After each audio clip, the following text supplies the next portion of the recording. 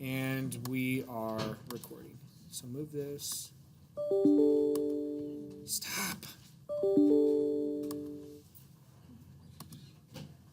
Okay. All right, so the next question we need to deal with. How does the new strand of DNA get written, right? So if our current model of DNA replication is semi-conservative, that is both old strands act as what we call a template for the new strand to be written. We need to talk about this process of writing these new strands, the new strands. Okay, so there are a few steps. First step, DNA needs to unwind. It needs to open up, right? It's two old strands wound around each other. And so we've got to open it up for the machinery to gain access to a template strand. Because right now the two strands are attached together by what types of bonds?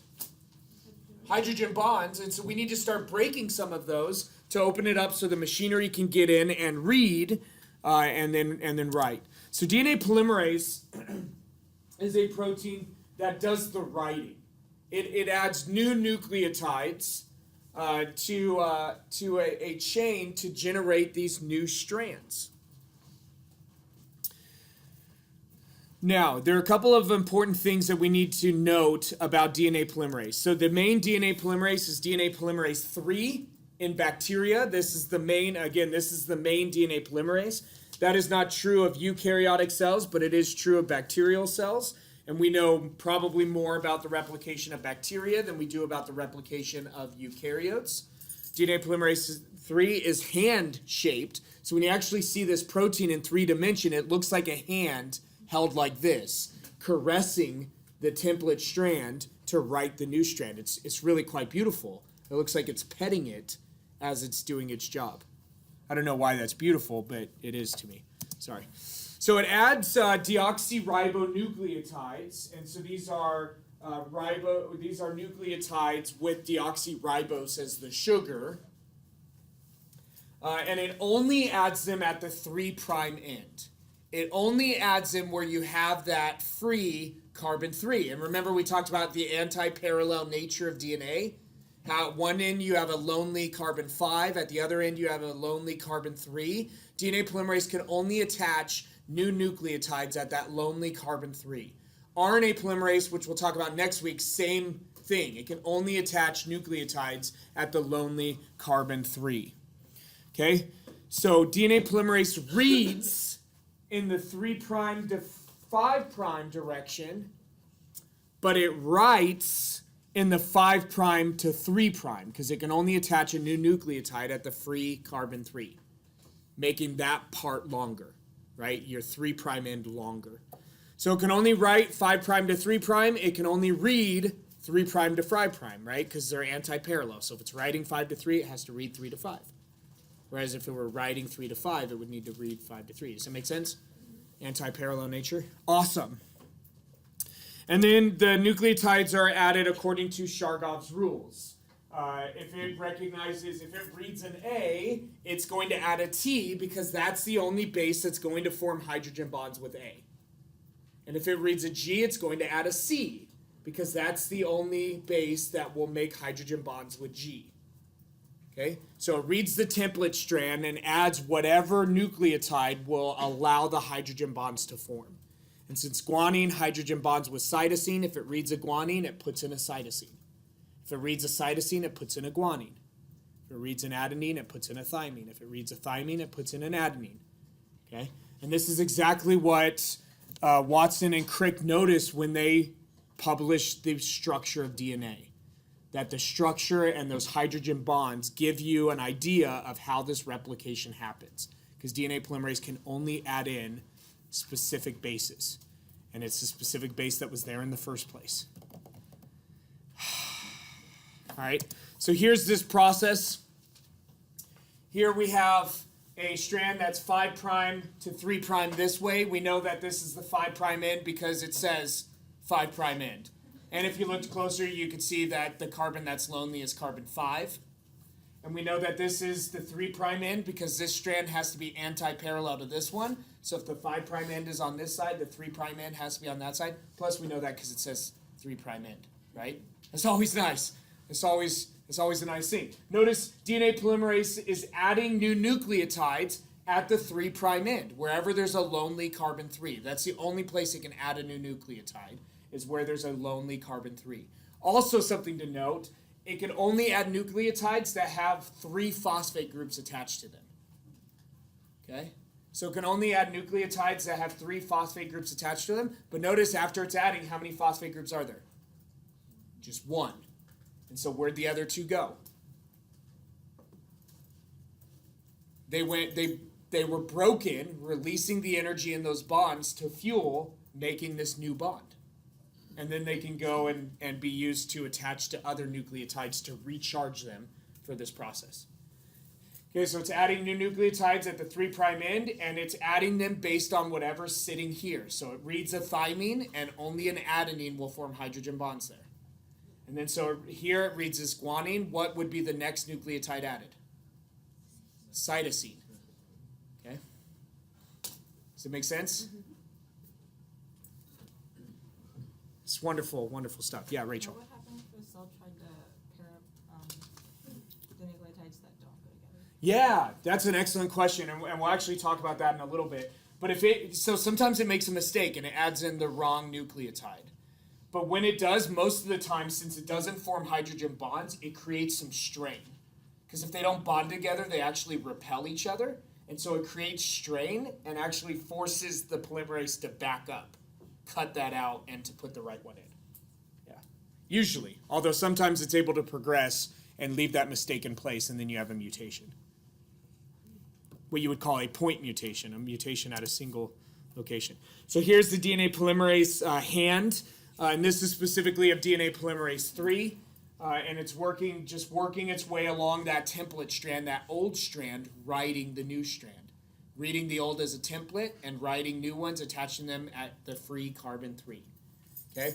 So you need to remember that DNA polymerase can only attach a new nucleotide where you have a free carbon 3, which means it can only write 5 to 3 prime. And it also means something else. And what's that? What else does it mean? If it can only attach a nucleotide where there's a free carbon 3, what else does that mean? It means it can't write the beginning of your new strand. Because at the very beginning, there's no free carbon 3, is there? Right? It's the beginning. At some point, you have to add the first nucleotide. Does that make sense? So something else has to be at work. Because DNA polymerase cannot attach a nucleotide anywhere except where there is a free carbon 3. So it can't attach the first nucleotide, and it can't write 3' to 5'. Only 5 to 3, and only where there's already a nucleotide. Okay? Any questions about that? So you got to remember those things about DNA polymerase. And that's true of bacterial DNA polymerases. We're better, we're eukaryotes, we have a DNA polymerase that can attach the first nucleotide. Yeah? Okay, so instead of thinking it like, here's the old strand, and it's lining up, so it's not really the A to T and the G to C that's guiding it, but it's the connection of those. It's both. Carbon, Yep, it's both. Working. Yep, they're both guiding it. So it's both connecting to It's the free carbon is telling it where to add the base or where to add the nucleotide. Okay. The template strand is telling it what nucleotide to add. Because it basically has 4 choices, right? It can add a adenine nucleotide, a thymine, a guanine, a cytosine. The free carbon 3 is just telling it where to add one of those 4 nucleotides. It's not telling it which one to add. Okay. So I have to use both those pieces of information. The template strand to know which one to add, and the free carbon 3 to know where to add it. Okay. Does that make sense? So that's basically the dilemma of the first one is there's no. Right, there's nothing telling it where to add. There's only telling it what to add. Okay. And so it knows what it would add if it could, but it doesn't know where to add it. Okay. Yeah. Hence this question here. What other proteins are involved in DNA replication? You already know that one of them, that we're going to have some protein involved to write the first part of the new strand. Right? You already know that. You know that because I just told you. Or because you knew that already. So there are some proteins involved. One is called the sliding clamp. And this is attached to DNA polymerase. and it wraps around the template strand. It keeps DNA polymerase firmly attached to the template strand. So it's not just reading it, it's attached to it, right? It's like when you were assigned to read a book, if you were physically attached to it until you finished reading it. Like it was glued to your hands until you were done, and then you could let go. That's actually a really great system, and the sliding clamp ensures that. Okay, so the sliding clamp keeps the DNA polymerase attached to the template strand until it's done reading. Once it's done reading, the complex falls apart. Gosh.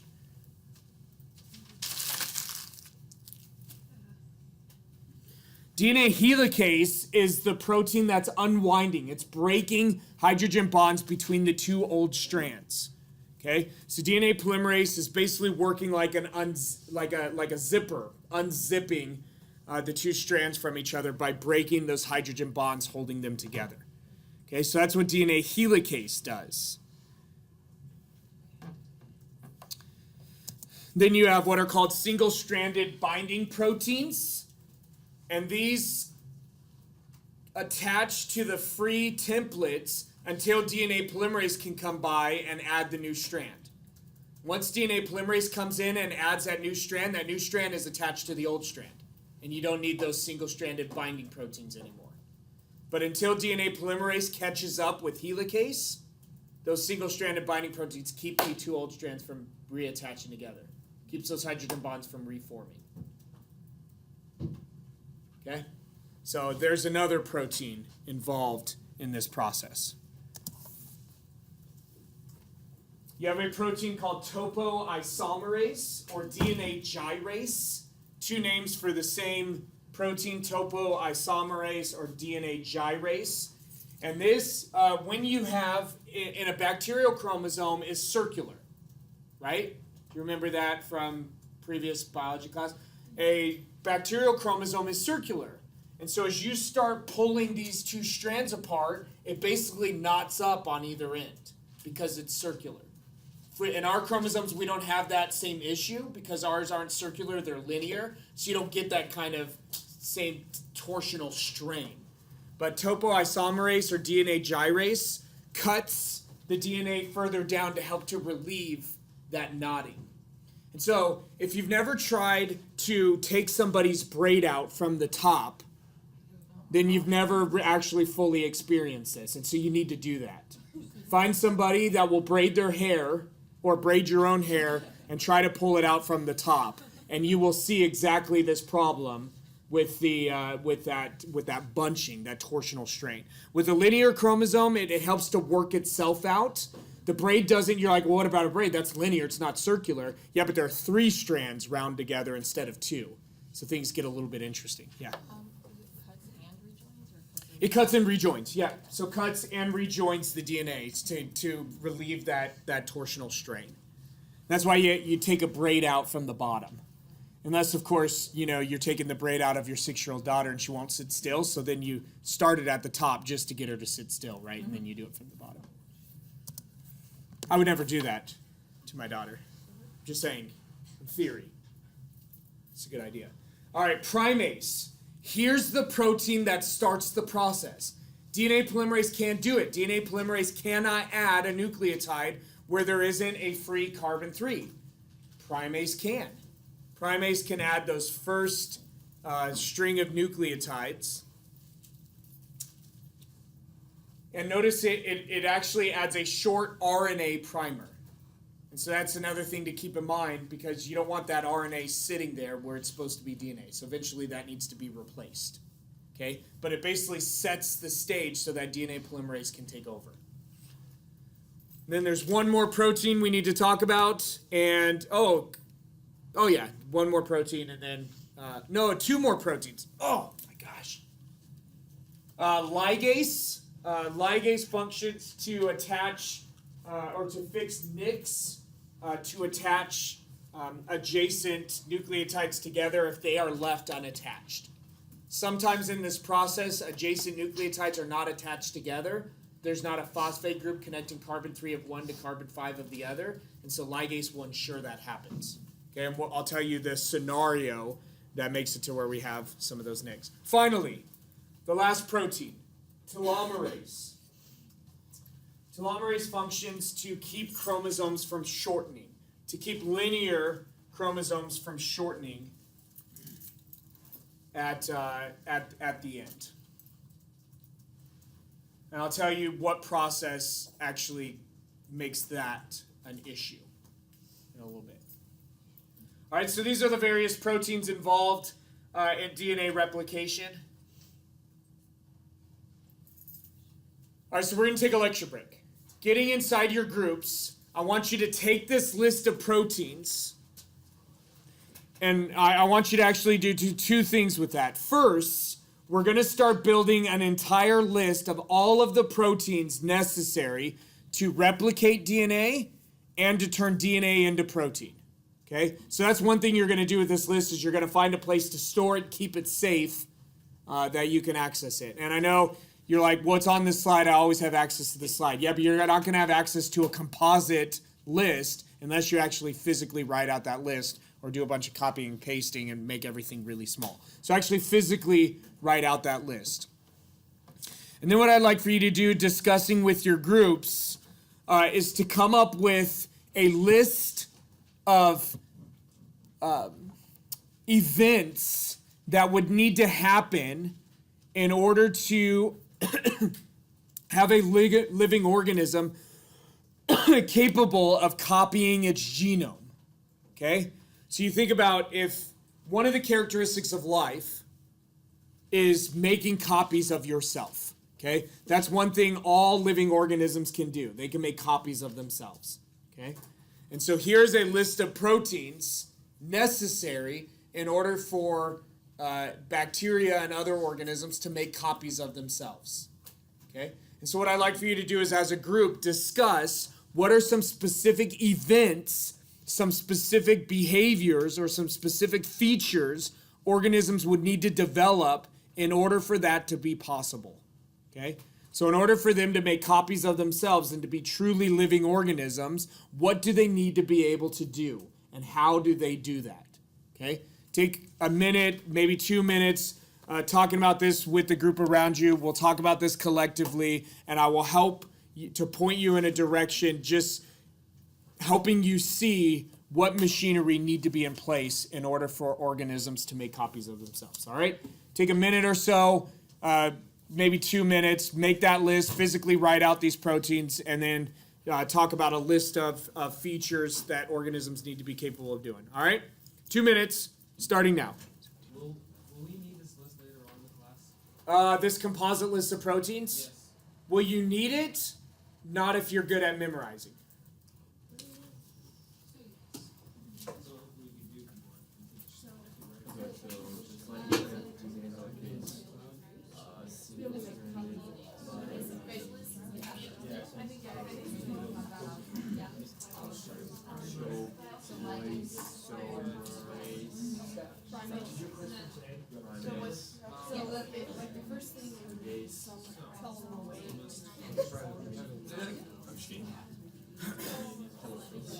Okay. So what are some other things, other processes that we use?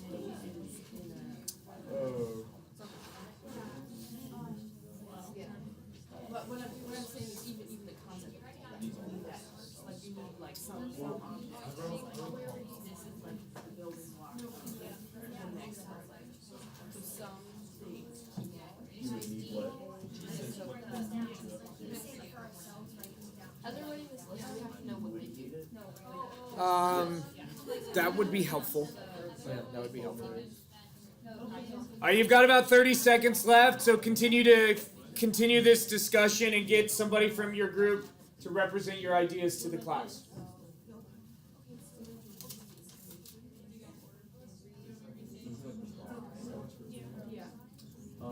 You also need like mechanisms to help.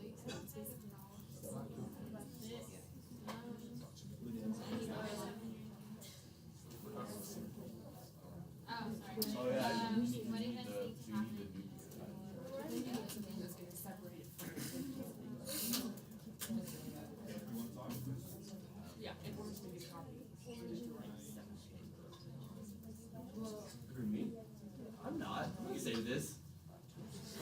I wrote down the nucleotide. You need a mechanism to initiate production.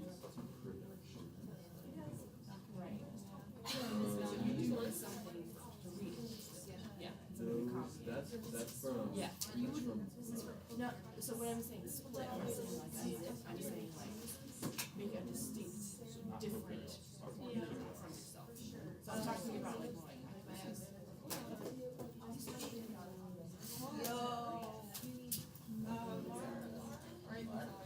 All right. So we're going to start up here with group 1, and we're going to work clockwise. Group 1. What are some things that need to be in place or some features this organism has to have in order to truly be a living organism and to be capable of self-replicating? to be able to self-replicate, you to start you need something where you store all your information in a concise way. So that Okay. it's easier to replicate. Sure. Absolutely. Right? This whole process is very involved and very complicated. A significant percentage of the cell's total energy is actually devoted to this process of replicating the genome, for actively replicating cells, which is why children consume so much relative to adults. I don't know if you've ever added up the calories like a 2-year-old consumes, but the average 2-year-old actually consumes 75% of the calories an adult human consumes. And so it's yeah, they eat less, but they're tiny, right? And so part of that is because it is expensive replicating cells, very, very expensive. And so that's, and so having waste is not good, right? And so, you need a concise way to store the information that's responsible for making you. That's good, I like that. Group 2. Correct us if we're wrong, but we had kind of said essentially the same thing where it requires so much energy, so we had just said ATP. Yeah, absolutely. I mean, you need some form of chemical energy that you can access reliably, right? I mean, it's one thing if you're a photosynthetic organism, right? And you can harness sunlight to do work. The problem is sunlight's not available all the time, right? And so you need some way of storing chemical energy that you have access to, and that's easy to harness. Predictable energy stores. Yeah, good. We were talking about microfilaments when the cell is replicating. They're important. Right. One, they also pinch the cell into two when it's time for that cell to split. So we need a cytoskeleton. Right? Even bacteria, their cytoskeleton is different than a eukaryotic cytoskeleton, but they still have a cytoskeleton that is necessary for ensuring that chromosomes segregate properly and that the cell divides in the correct place. Okay? Excellent. Man, I love this. We're building a nice list. Going back to this energy store, what you find is the more variable an organism's environment is, the more it tends to store energy. Okay, so organisms that live in very predictable environments usually don't store energy as much. Like they don't get really fat at certain times of the year, or they don't, bury a bunch of material to hide it away. But organisms that live in variable environments, like in temperate areas where the winter's really cold and the summer is not so cold, that they will either put on fat stores or they will bury a lot of food. And so you find that to be the truth, and not just of mammals. Mammals are the most interesting, because then you've got squirrels. Your average gray tree squirrel like we have here has 1,000 different food stores. And they remember where most of them are. Some of them they forget. They don't remember all of them, but they remember 95% of their food stores. It's absolutely awesome. Way better spatial memory than we have. Yeah, Charles. Or you looked like you wanted to talk. Daniel. Okay, yeah, you need the ability to fix any errors that happen, right? If you put in the wrong base as you're reading your template strand, you need the ability to fix that. And this is really interesting. Organisms, other than bacteria will at times replicate very error prone. Like they'll just incorporate a ton of errors as they're replicating because they're trying to replicate as fast as possible. But for the most part, organisms are very, very careful when they replicate their genome. Yes, you need some mechanism to protect against mutation. Protect against the very thing that drives variation. Which is kind of fun. Yeah. Group 5. We said just in general previous DNA Yeah, right. You gotta have information in the first place, and that is not a small task, right? You're like, okay, well, yeah. I mean, it's a living organism. Of course, it has that in the first place, but it's not. Of course, right? That's a really complex question to answer. Of where did that information come from in the first place, or why does information even exist? And can you have information without the ability to read that information? It's like if a tree falls in the forest and no one hears it, did it make a sound? Right? Did it make a sound? All right, group 6. We talked about having a mechanism telling it when to replicate. Okay, good. Yeah, some control over when it replicates. And so that you need all of those things on top of these machines that carry out the mechanics of the replication, right? And you need all of this. This is an incredibly complex event to make copies of yourself. Right? It's not quite as simple. It's like, man, it'd be really nice to have some friends, right? Blop. Like, separate myself in two, and now I've got a friend. And not just any friend, but a friend genetically identical to myself with most of the same quirks. And, it didn't have the same experience. So all the things I blame my parents for, other than my genetics, it wouldn't have that because maybe it would. I don't know. Maybe it would. All right? So does that make sense? We're going to begin this conversation of what do you actually need to have in place to have a living organism? And it's a lot. It is not a simple, even a bacterium. We're like, wow, bacteria, they're so simple, right? They're not. They're incredibly complex collections of machines. All right, so I want to show you some images of these various proteins at work. Here's the sliding DNA clamp, keeping that DNA polymerase physically attached to what it's reading. And this is what helps DNA polymerase recognize it's added the wrong base because it's physically attached. And so if you don't form those hydrogen bonds, it's physically attached to now a bubble instead of a nice smooth road. Okay? It's like a speed bump. And then here are some of these other proteins at work. Here are single-stranded binding proteins. And here's helicase. It's going and unwinding. DNA polymerase hasn't caught up yet. And so these single-stranded binding proteins are keeping these two old strands from forming those hydrogen bonds again until DNA polymerase can come and can write the new strand. Here's topoisomerase or DNA gyrase that's dealing with that torsional strain from unwinding those strands. Here's some other protein players. Here's primase. And what is primase doing? It primes the process, right? You call it priming the pump, if you will.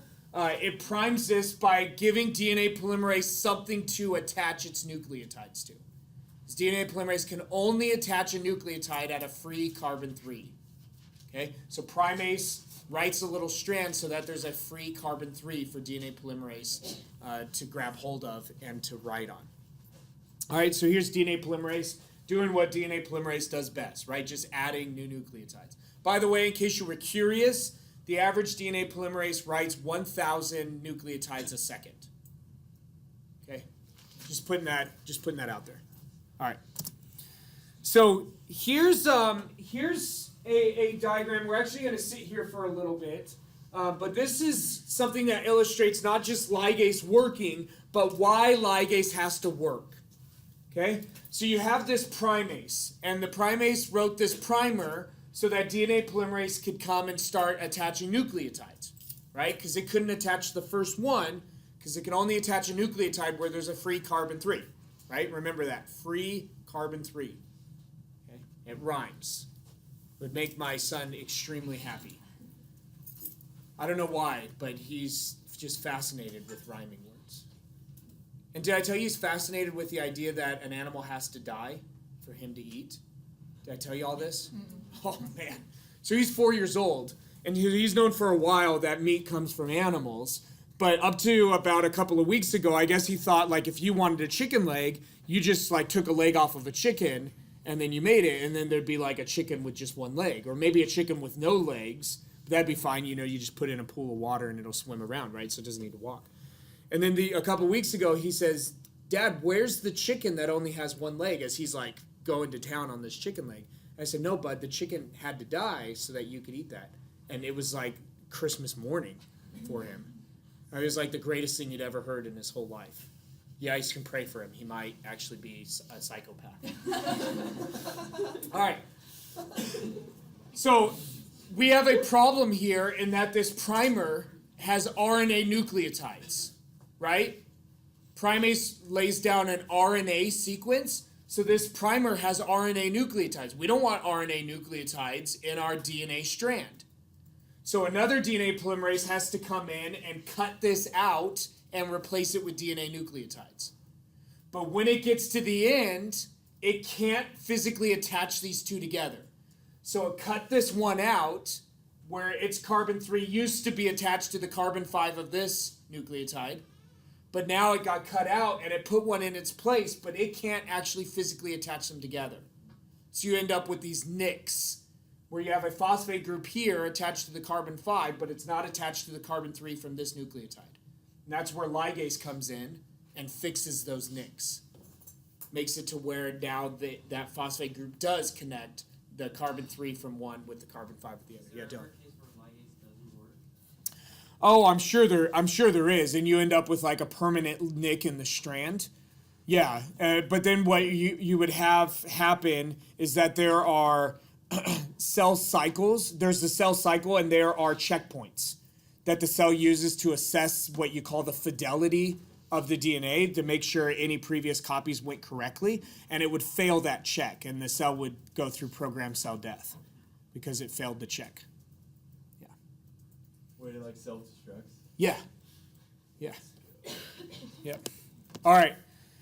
So that's pointing out what ligase does. So again, DNA polymerase will come in, it will cut out this RNA sequence, replace it with DNA nucleotides, and then you need ligase to fix that nick. Yeah. What's the point of putting an RNA sequence in? That is a wonderful question. And the answer to that is there's no prokaryotic protein that can write DNA and attach the first one.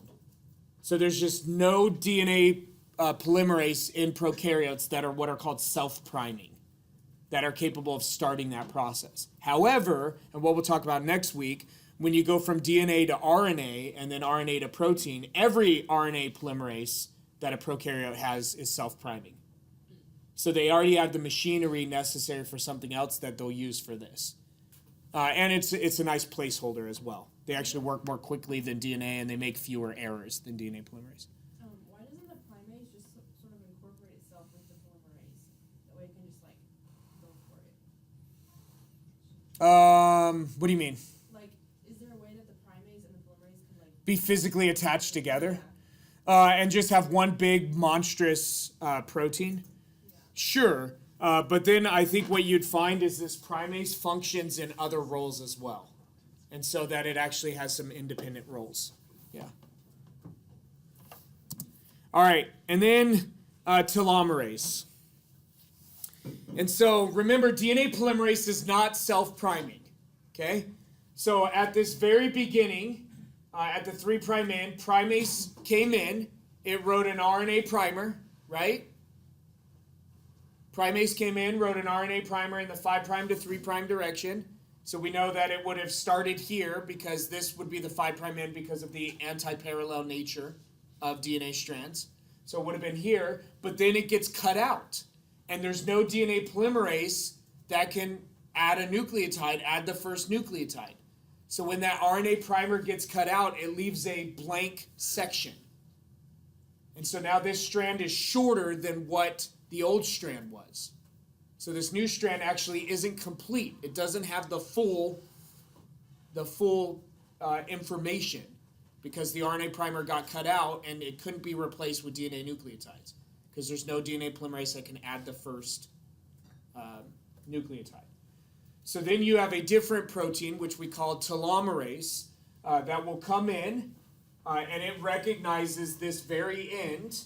It actually is complementary to it. And now here's a free carbon 3, right? Here's a free carbon 3. And what does DNA polymerase do with free carbon 3s? Attaches new nucleotides. And so now it knows where to attach a nucleotide at the free carbon 3. This was your question, Joey. And it knows which nucleotide to attach because it's got a template here to read.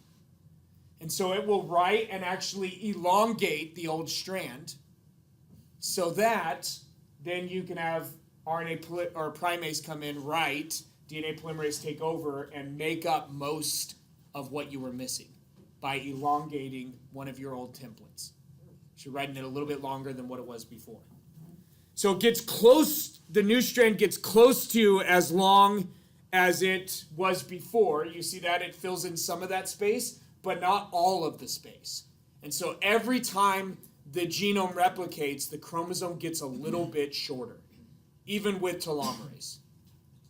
Now it loses less than it would without telomerase, but it still loses a little bit every time the DNA replicates.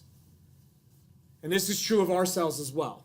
Every time one of our cells replicates, the chromosome gets a little bit shorter.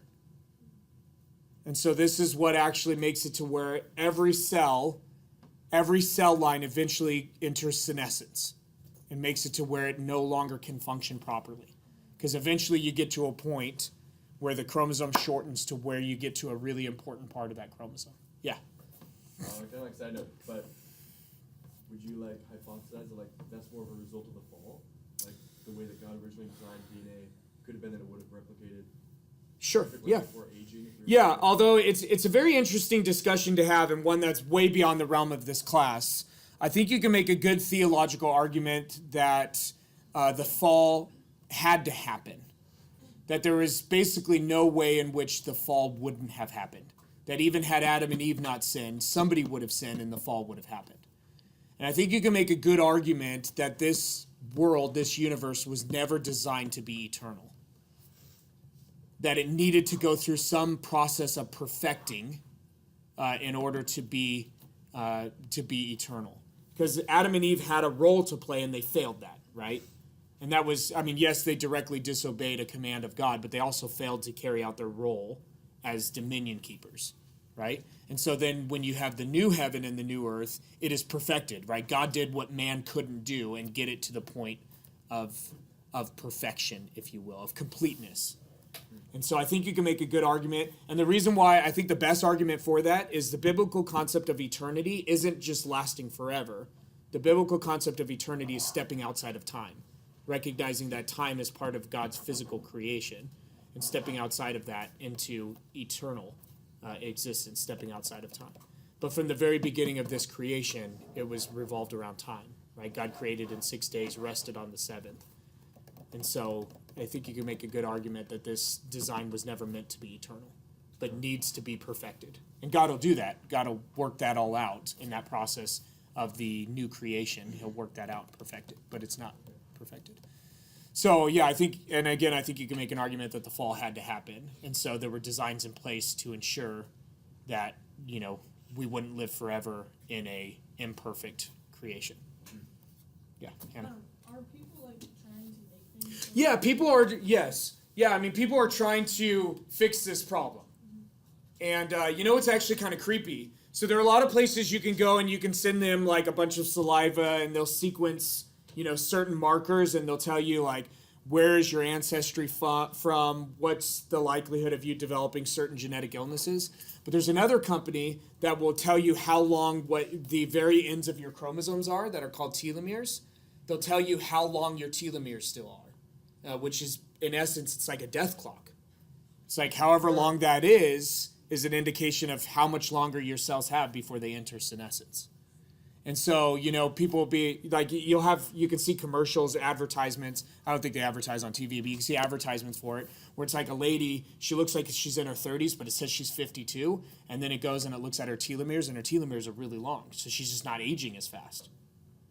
And then I guess you could do the opposite, but they probably wouldn't advertise that, where it's like somebody that's 30 but looks like he's 60, and be like, oh man, look at how short his telomeres are. No wonder he's aging so fast.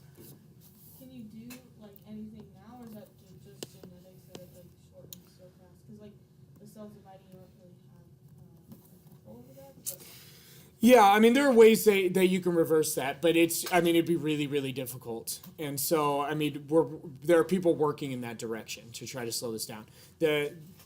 We'll have this discussion with regards to aging again probably next week when we talk about gene expression. But isn't there like, I don't know if it was a protein or something that is in the womb that keeps it, that regrows the telomerase? It's kind of it's in the same thing as the HeLa cells. Well, I mean, telomerase does that. I mean, telomerase keeps and protects the telomeres at the very end of the No, chromosome. I mean, there's something that's in the womb that like makes it grow back again. It stops after we born, right? I don't It's know. also in the HeLa cells. I don't know. Yeah. I mean, even HeLa cells, their chromosomes shorten every replication. So that's something like a line of, and we'll talk about HeLa cells as well, and so you'll know what we're talking about. But those can't go on forever. They're better and more efficient at protecting the ends of the chromosomes than a typical cell. But even their chromosomes shorten with every replication, and so it won't go on forever. Yeah. All right. So probably the last question we're going to deal with today is why is replication both continuous and discontinuous? So remember, DNA polymerase can only write in the 5' to 3' direction. DNA polymerase can only write in the 5' to 3' direction.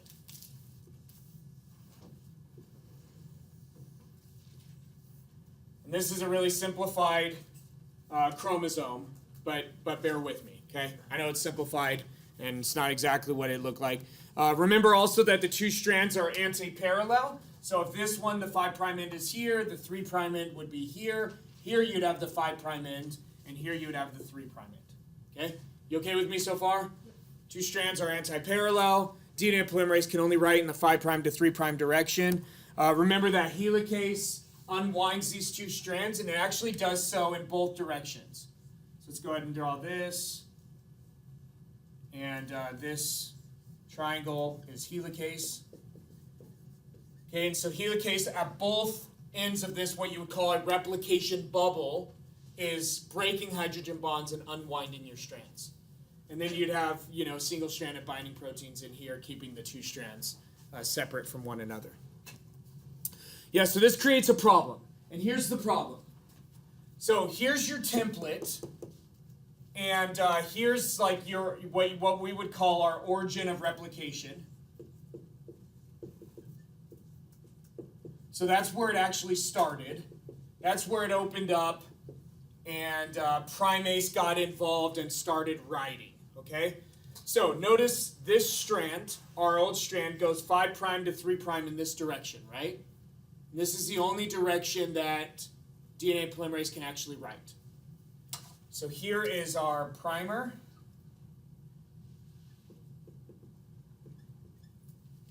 And here's our new strand of DNA that writes in the 5' to 3' direction, which would be this way. 5' to 3'. Okay? You okay with that? And so here's our origin as well, and the 5' to 3' would be in this direction. Here's our primer. And here's where DNA polymerase has come in and taken over. And it's writing 5' to 3'. But what's the problem we have here? If you're going to write in this direction, which direction would you be writing in? 3 to 5, right? This strand right here is going 5 on this side to 3 this way. So if you were going to write in this direction, you would have to write 3' to 5'. You can't write in that direction. DNA polymerase cannot write in that direction. Primase cannot write in that direction, which means primase can only write in this direction. It's still our primer. And then DNA polymerase takes over until it gets to there, and then it'll just keep going and it'll cut out that primer. Like I said, you got to eventually cut out that RNA primer. So it'll keep going, it'll cut that out until it gets to here, and then it'll fall off, and you got to fix that nick. And what does that? Ligase. You have the same thing over on this strand. Primase has to wait until it can access enough material to write the primer here. And then DNA polymerase can take over and write in this direction and cut out this primer, leaving a nick that ligase has to fix. And so this creates a problem in that one strand is being replicated continuously. As fast as helicase can open those up, DNA polymerase can keep writing. But in this one, on this strand, as fast as helicase can open this up, primase can get access and write in this direction, and then DNA polymerase can take over. So you have the strands that are being written differently. This one is being written in what's called continuously. It'll just keep going all the way until it gets to the end of the chromosome or until it gets to another primer. But this one is written discontinuously, only as it opens up and primase can gain access, and then it can start writing in the opposite direction. Okay, so one strand on each end, on each fork, writes continuous. One strand writes discontinuous. All right, we're out of time. It is now 12:40. Time for our class schedule to end. We will pick up this discussion on Friday.